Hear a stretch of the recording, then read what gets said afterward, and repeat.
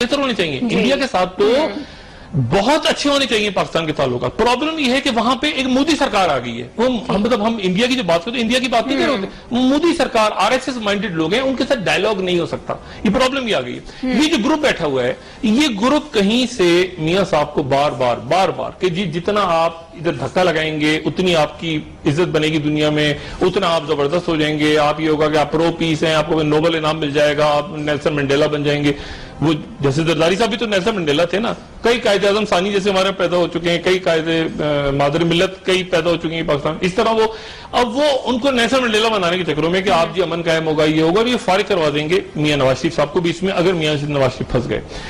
الطاف حسین صاحب کو مجھے اس میں کوئی شک نہیں ہے کہ الطاف حسین صاحب کا نیکسس بنا ہے, کیونکہ الطاف حسین صاحب نے دوسری بات جو کی, انہوں نے کہا انڈیا بڑا بے غیرت ہے اور شرم آنی چاہیے انڈیا کو کوسا کہ وہ ہمیں بچانے نہیں آ رہا. الطاف حسین صاحب یہ جو MQM ہے ساری کی ساری, میرا خیال ہے جتنے بھی لوگ شاید ٹی وی پہ آتے ہیں ان سب میں سے MQM کے, میرا خیال سے میں 3rd ایئر میں تھا میڈیکل کالج کے, جو میں نے پہلی دفعہ میں الطاف حسین صاحب کو دیکھا. الطاف حسین صاحب ہمارے کالج میں آئے, سندھ میڈیکل کالج میں موٹر سائیکل پہ فاروق ستار صاحب نے ان کے لیے وہ ارینج کیا ہوا تھا ایک ریسپشن, APMSO کے دن تھے.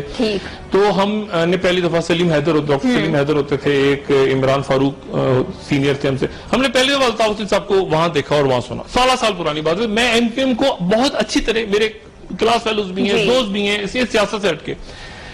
الطاف حسین صاحب جو ہیں وہ بھول گئے ہیں چند باتیں, اور چند باتیں آپ کے پاس ٹائم کتنا رہ گیا تمہیں. دھرنے کے زمانے میں, دھرنے کے دنوں میں الطاف حسین صاحب فلی یہ پاکستان کی اسٹیبلشمنٹ کے ساتھ آن بورڈ تھے.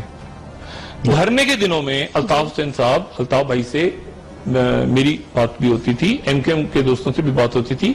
یہ تو بات آ رہی ہے نا کہ کھانا دم دیتے تھے اور وہ کسی نے کہا ہم کھانا پہنچاتے تھے اور یہ پہنچاتے تھے وہ پہنچاتے تھے. اس سے بڑھ کے بات تھی MQM جو تھی وہ ایک طرح سے اس دھرنے میں MQM کی کوئی ٹینشن نہیں تھی, ایون عمران خان کے ساتھ. میں بڑی ذمہ داری سے آپ کو بات کہہ رہا ہوں. اور کراچی میں بھی جب عمران خان کا جلسہ ارینج ہو رہا تھا, عمران خان کے جلسے ہو رہے تھے نا پورے ملک, تو کراچی میں بھی ہوا تھا یہ ابھی دھرنے کے بعد یا دھرنے کے درمیان.